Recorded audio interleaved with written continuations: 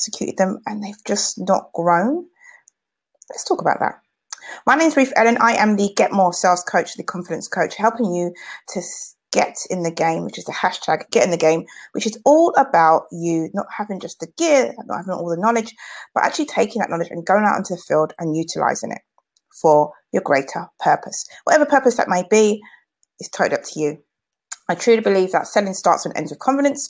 So when you have that confidence, you go out and you sell your vision, your ideas, your products and services with absolutely no apologies whatsoever. So today I want to talk about to a specific person out there. Dear people that wonder why they haven't gotten sales this month. This is part one. Dear people that wonder why they haven't gotten any sales this month, part one. So it's the 9th of July, or it could be any time you're watching this now. But it's a day in the month, right? And you might have a little bit of sales, you might have an e-commerce site, or you might have a general services-based product business. My thing for you, my message today, my main message is all surrounded around one thing. And you're going to really get this one thing once I kind of package it up nice and easily for you. So when we kind of have this business, whether it's our full-time business or part-time business, we want to make sure that it's in alignment with us and it is growing and it's giving us return because it's our time, right? So you want your time and your efforts to be rewarded greatly. And I know we're not living in this world of instant gratification, but we do want to see some form of return. And whether you are looking at that form of return as in comments, likes, or anything like that, I'm talking about tangible sales because likes and comments don't pay the bills. So obviously, if you've liked this so far and you think I'm going to be speaking to you, like this video and obviously subscribe if you haven't subscribed already to get more updates because there are some wisdoms here. This is Sales Peak episode 6 and this is all about helping you to get more sales in a way that's relatable to you and in alignment with what you're trying to achieve. So let's talk about it head on. When I was working with a company this last week, Tuesday, they was tasked with having to solve a problem. Now, this is a company that generates billions of pounds per year in the automotive industry. And perhaps you can't relate to automotive industry, but the bottom line is they're a business. And they had the task of having a problem and having to solve it within their team, having to find a unique way to overcome an obstacle. So essentially, they had to work together and they had to get new insights. And I had to train them on looking at the world a bit differently to what they usually look at the world. And I had to ask them specific questions that I thought would pull out some of those answers for them, so they could then present to their team of 40 other leaders within their company, which all form from across the globe. It's an exciting thing, and I absolutely thought they nailed the presentation, and it was very much what I thought as the vision as when I started off training them from the morning till like the evening. But my point is this: they had to come with a plan. They had all of these ideas, or they had all of these sort of questions that they was answering throughout the day. But the bottom line is they had to come with a plan. And one of the reasons why you perhaps might not be hitting your own particular goals is possibly because of your plan. Now, you might have heard that, I'm going to switch off now. I know about plans and how to plan. Fantastic, great. It's not what it's about. Planning in this sense, what I'm trying to talk to you about is 3 specific things. And there's actually more to the plan than just general, let's have a plan and let's execute it and then it's done. This is the issue. You have an overall arching vision for your life, an overall arching vision for your business. In fact, your life is the main thing, right? And the business fits into that. And so if your plan has to change, that's okay. What's not okay to change is your vision.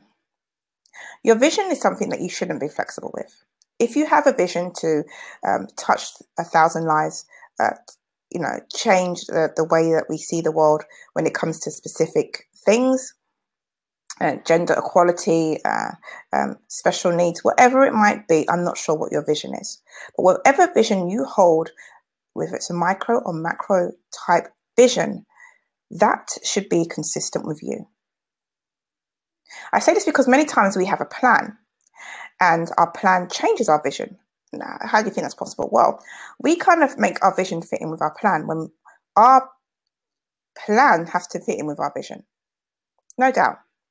I think it was John C. Maxwell that said something like, I'm just going to get the quote so I don't misquote him. Failed plans should not be interpreted as a failed vision. Visions don't change. They are only refined. Plans rarely stay the same and are scraped or adjusted as needed. Be stubborn about the vision, but be flexible with your plan. Be stubborn about the vision, but flexible with your plan. So what does that really look like when it comes to your business? What does it really look like when it comes to what you're doing? I suggest, as a first call to action, is to go and look at your vision. What is it you wanted from your business, from your life when you first started off? What was it that you wrote down? What was that goal? What was the overarching vision? The particular company that I was working with this week, Tuesday, said to me, I said to him, so how often do you articulate your vision to your team? Once a year. And I said, okay. Now this company had high turnover, as in the people were leaving on a regular basis. And I said, well, people follow a vision. They follow a vision, a compelling vision. And if you can imagine, if you have to really articulate a vision on a consistent basis to people in order for them to follow, in order for them to stay, what happens when you don't do the same thing for yourself? What happens when you only look at your vision once a year? What happens when you only look at your vision once every 2 or 3 years? Imagine what would change if you looked at your vision on a daily basis and kept your eye on the vision. Because essentially what we're saying here is we opt out of things when we don't keep our eye on our vision. So be flexible with your plan, but stay on track with your vision. That's my first point. The second one is much more around courage. It takes real courage to stick to your vision, stick to a plan that you might have. And I think it's often underestimated. And I say that because sometimes you are executing a plan and you're having to see it through to make sure that whether it wins, you win or lose in this plan, you are learning a lesson, right? So you never really lose. You're never really losing. You're always winning because you're learning a lesson and experience, something you can take on to the next stage. But my point is this: when you have this plan and you are executing it every day, and you might be adjusting it, tweaking it accordingly, it takes courage because it's your vision. It's your plan. No one's told you to do it. No one's coaxed you to do it. You've got up in the morning, you've got up in the afternoon, you've got up in the evening, whatever you are. I'm a night owl personally, so I work better at night time. But you've gotten up and you've continually pressed on. It takes courage. And oftentimes it's underestimated. When you are getting up and you are absolutely kicking ass, you are trying to do more and be more for not only yourself, but for others in your life and for people that you're going to impact, the millions of people that you're going to impact. It's a big, big thing. It's courage, takes courage. And I don't want you to ever underestimate that you are being courageous every day. And you really should be patting yourself in the back. And people are like, that's ego. It's like, no, it's self-compassion. Self-compassion is important. And courage, having the courage to execute those plans, even when they don't seem to be going along the path that you first decided upon. Perhaps you have to look back at your vision again and say, look, I'm going to have the courage to change this plan. That is courageous. That is courageous. And I think there's another quote just to solidify what I am saying. So everyone has a plan till they get punched in the mouth. That's Mike Tyson, right? Everyone has a plan till they get punched in the mouth. So normally when we get punched in the mouth, as in like when we come across an obstacle, when we come across a setback, it would be easy for us to say, you know what, this plan, I'm not even doing it. I'm not even bothering. I might just go and do my 9 to 5. It takes courage to get punched in the mouth and to start finding ways to weave and bob, start finding ways to fight back, start finding ways to find other routes. That's courageous. Because not many people like to get punched in the mouth. Let's be honest. It takes only a select few people to get in the ring, get in the game, and do their thing. So just remember that. The third and final point is to understand this. You are not the only person to have tried something. And you won't be the last. And if you don't do what you're supposed to be doing, no one else is going to do it for you. There might be others that might have the same idea and might try to execute it, but it won't be you. And so you're going to give, you're not going to be able to give people the thing that they need in order to move forward. You was put on this earth to deliver something amazing, to move forward with an idea, a product, a service, a vision. And when you don't do that, when you don't follow through, you deprive people. Yes, deprive people. And so whatever plan you have, because we are talking about plans still, whatever plan you have, let's see the shaking, it's not special effects, that's my table. Whatever plans you have, I want you to execute them quickly. It's kind of like failing fast. I like that term. You fail fast.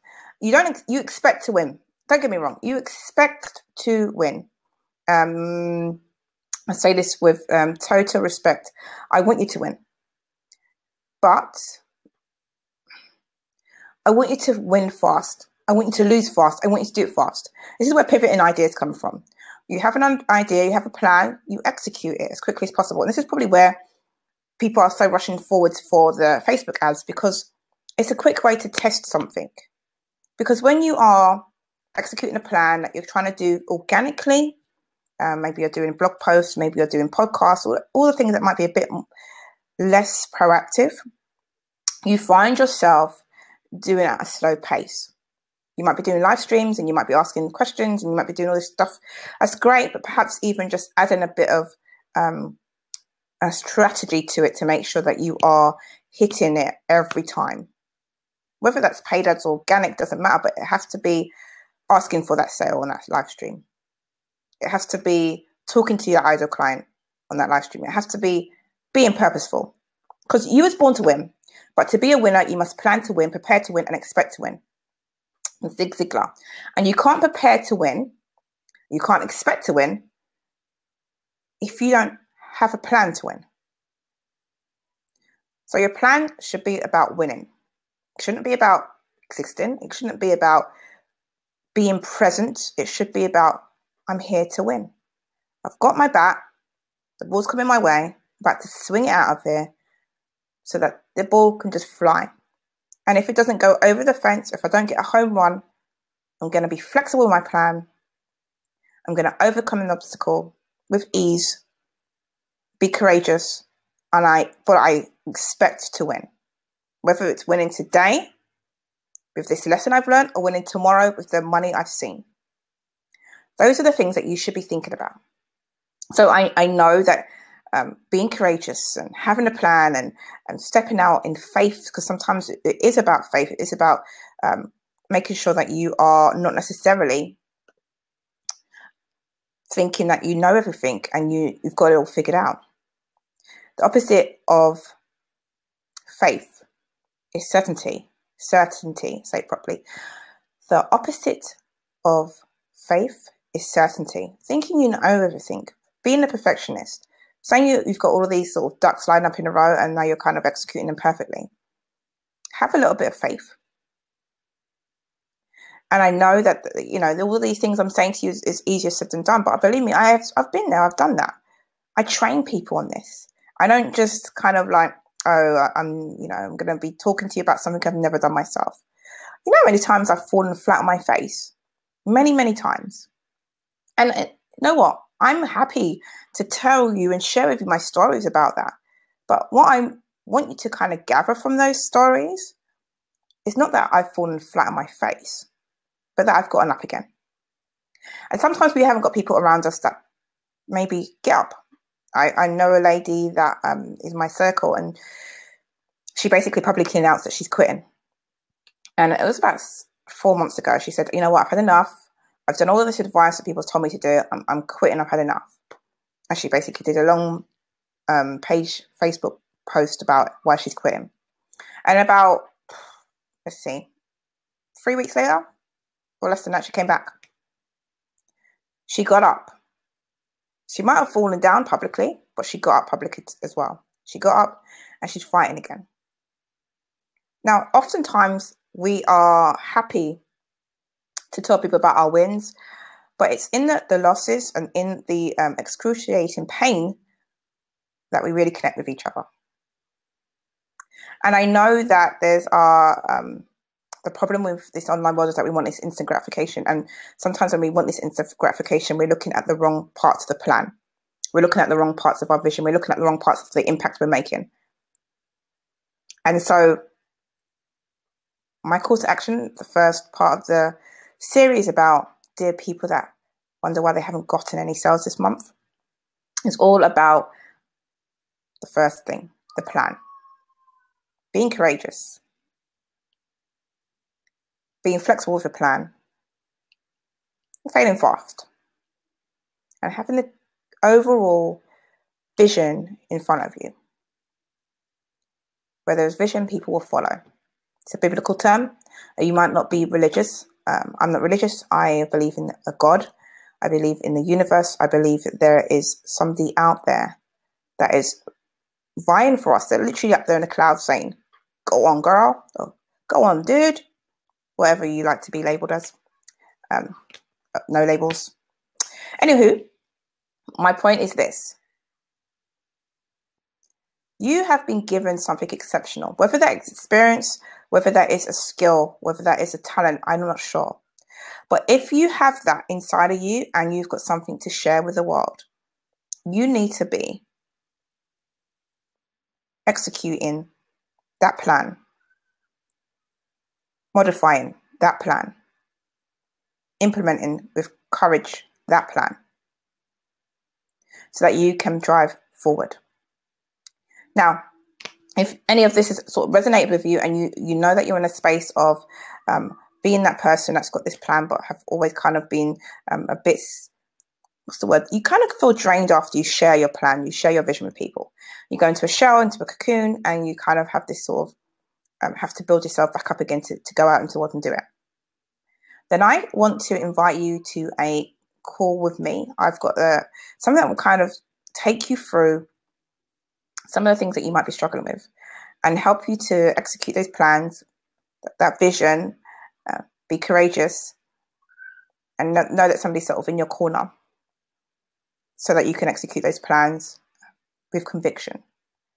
So you can get in the game, so you can sell with confidence, so you can get more sales. My own experience is I used to be terrible at sales. I didn't even start off in sales. I started off as admin. And then I worked my way up around to sales, and I generated more money in my first month of actually working in sales than any other salesperson that's been in the company. Those people have been in the company for like 20 years. And then I learned how to sell on a wider scale, bigger packages that would generate over £120 million in new business revenue for companies like Expedia, Hewlett-Packard. Now train executives in Rio Tinto, American Tobacco, and the motor industry as well. So I've got an experience of personal performance and working with different companies. And I know that sometimes when we look at certain people, we're expecting certain things. And I know when we look at others that we sometimes don't expect much from them.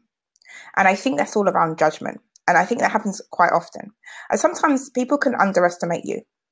They can underestimate you and not believe that you can do certain things, but you know you can. So it's not about proving those people wrong. It's about proving yourself right. And so if that's resonated with you and you want to make sure that you are living your vision and your dream and making sure that you are getting your goals, then connect with me and click the link below to have that conversation. I'm going to leave some of my social media links, and you can reach out to me at your leisure. Because I'm not going to give you my calendar link or anything like that. It's up to you to kind of be a bit proactive, connect with me any way you need to see fit to move forward onto your next steps. But whether you do that with me or not, subscribe, stay connected, because I'm going to be sharing with you things that are going to move you forward. And do like this video. I do like likes, because likes means that I get more visibility through the YouTube, and other people can be connected and learn more about this stuff. And I can impact the numbers that I need to impact. So thank you for watching. Again, the links are going to be below, and you will be able to connect with me to dive deeper, get in the game, not just have all the gear and have no game, because that, my friend, is not what you was built for. Thank you for watching. My name is Ruth-Ellen, the Get More Stars Coach, Confidence Coach at confidenceschool.com, here to help you get in the game so that you can live your best life yet. Thanks for watching.